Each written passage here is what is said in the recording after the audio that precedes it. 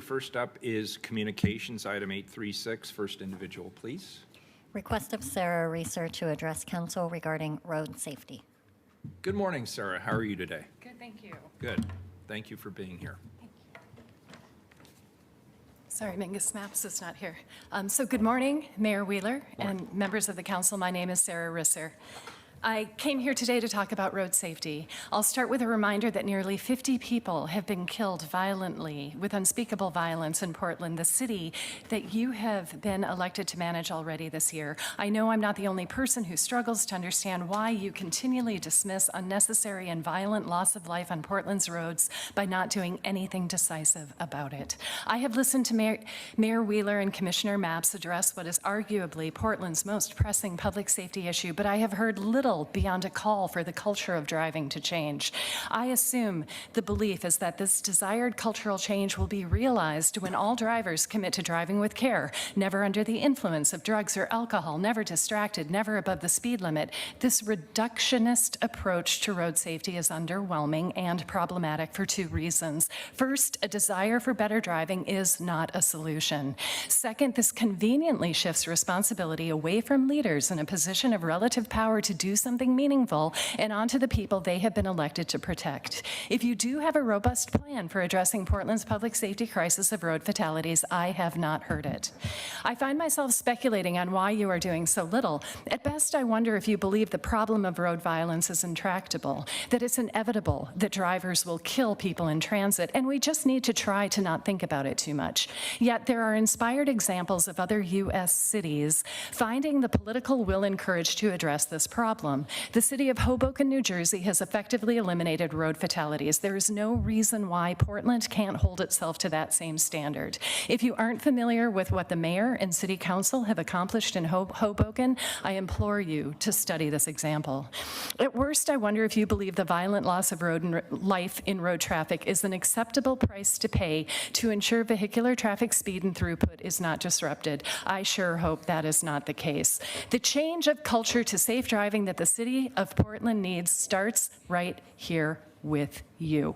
Mayor Wheeler and members of this council, you sit in a position of relative power. Time does not permit me to go into detail, but there is so much you can be doing, from broadening your understanding of public safety to include road violence, to not ever considering the rollback of safe biking infrastructure, to dispelling the falsehood that drivers subsidize cyclists, to acknowledge that cycling is an integral part of any robust climate and road safety plan. If you don't intentionally change the culture of road safety from your relative position of power, I believe you are complicit in any future road fatalities and are leading with as much willful negligence as a speeding or distracted driver. I know what it is to lose a beloved child to road traffic. I've had that experience. I know the cost of a road fatality goes well beyond the lost life, which is unimaginable in and of itself, and includes life sentences of debilitating grief. I've committed to using what little power I have to ensure our roads are safe. You have considerably more power than I do. Good. I will comment. Thank you again for being here. I always appreciate your comments. I want to be very clear. I take this extremely seriously. What have I done specifically? Number one, I'm hiring more police officers. I pledged that we would have 300 new personnel in a 2-year period. We are ahead of schedule. This council has unanimously supported the resources in order to make that a reality. Number two, during the height of civil unrest, we had to pull all of our specialty units, including traffic enforcement. That unit is now reinstated. We are expanding it. I've also asked the governor for additional state police support to be able to expand traffic enforcement. Number three, we have more cameras coming online. We know that the cameras work. Unfortunately, the way state law works here in the state of Oregon, which is, I think, fundamentally different than the way other states operate, is a certified sworn officer has to review each and every one of those situations. In other words, take an officer off patrol so they can review videotape. I would like to see that changed so that that could be done administratively, and then if somebody has a disagreement, then it could be a sworn officer who reviews it, or some other process. I agree with you that there are infrastructure and enforcement steps that a city must take, but I'm also going to stand by what I said earlier about the culture of driving.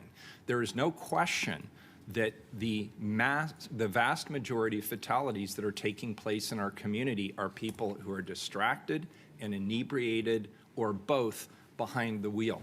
And so while you say I shouldn't put it back on the public, I absolutely will in part state that it is unequivocally the responsibility of drivers. If you get behind the wheel and you have text messages you need to send, or you're still buzzed from whatever your last high was, you should not be behind the wheel. Now, we should back that cultural movement with enforcement, with infrastructure, with lighting, with cameras, all of the tools that this council has the power and the authority to bring to bear. So I see it as an all of the above. And just last but not least, I strongly, as a cyclist, support improved cycling infrastructure. For me, separated lanes using distinct infrastructure is far and away the best. This is proven. This isn't even up for debate anymore. We've done a really good job with the Green Loop, and I want to continue to build out that vision over the long term. I forget the percentage of how far we are on the Green Loop, but it's actually farther than I thought we were. When I heard the last percentage, I was encouraged. But that is just one infrastructural project. All of the new developments that the city of Portland is engaged in, whether it's the Broadway corridor, whether we do something with the Zidels down in Zidel Yards, the work that will undoubtedly be taking place in the Lloyd District, and other opportunities have to encompass state-of-the-art cycling and walking infrastructure. So I hope we're in agreement on some of these points, but I just wanted to let you know I'm certainly not looking the other way. And I agree with you, this is a deep tragedy for our community every time somebody loses their life. And it's usually the pedestrian or the cyclist. And that is a shame. I don't know if Commissioner Ryan has, Commissioner Ryan, I'm sorry. Sarah, thanks for being here, and I'm so sorry for the loss of your child. And thanks for having the courage to be an amazing advocate on this issue. I love Hoboken. I used to live in New York, and I just loved Hoboken. So is that where they eliminated parking at intersections? Is that what? They did a lot of daylighting in Hoboken, yes. So they restricted parking so that they could increase visibility coming up to intersections. Because that's where... That was one of many things that they did. Yeah, one of many. Yeah. But I know that one in particular, and Commissioner Maps can speak more in detail to that, is something that I know I struggle with when I'm driving around town, like most Portlanders. So thank you for highlighting Hoboken. Thanks. Thank you. Thank you for being here. We appreciate it. It's good to see you.